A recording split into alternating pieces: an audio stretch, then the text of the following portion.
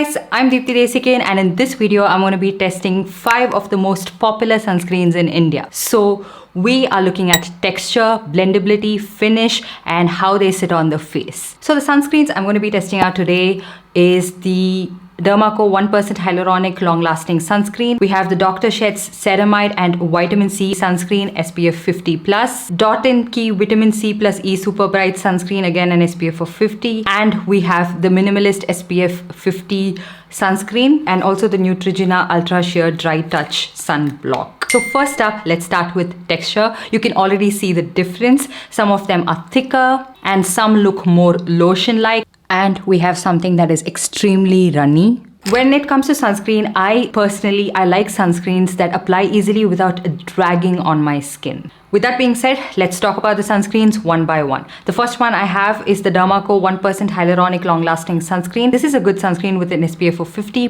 but I find that it's a little bit harder to blend this, especially when my skin is on the drier side. It takes time to fully absorb into my skin, and also with this sunscreen, I've noticed that you cannot be too generous with it. Moving on, I have the Dr. Sheth's Ceramide and Vitamin C Sunscreen. Now, the first thing you notice with this sunscreen when you apply it is how lightweight it feels on the skin. It spreads easily, blends fast, and most importantly, no white cast, which is very important for Indian skin tones. The finish of this one looks more like skincare than sunscreen, hydrated but not greasy. What I really like is that it's not just sun protection. It has ceramides to support your skin barrier and vitamin C to help with overall brightness over time. So it actually feels like you're applying skincare and not just SPF. With SPF 50, PA4+, and 6 UV filters, it works beautifully for everyday wear, especially if you want one product that moisturizes and protects. Next up, we have the Dot & Key Vitamin C plus E Sunscreen. This has a nice glow but can start feeling very greasy after a few hours, especially if you have oily skin, so you might have to powder it down.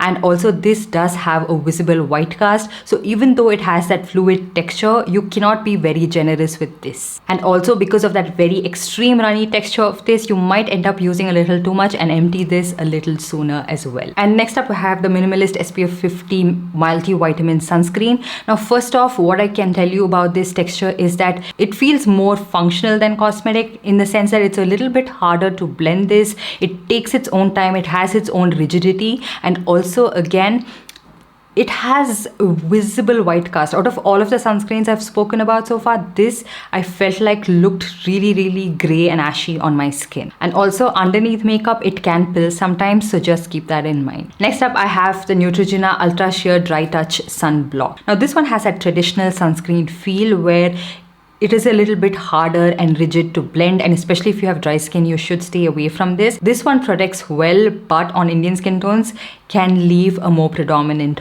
white cast. All 5 sunscreens do their job, but if you want a sunscreen that feels comfortable, doesn't leave a white cast, layers well underneath makeup, works for Indian skin tone, and actually improves skin barrier over time, Dr. Sheth's sunscreen is the one I would tell you to check out. Because sunscreen shouldn't feel like a chore, it should feel like skincare. So that's pretty much it. I hope you guys enjoyed this video and found it helpful. I'll make sure to link it down in the description box below, so check that out. And let me know which one of this you have tried out and is your favorite sunscreen in the comments down below, and I'll see you guys in my next one.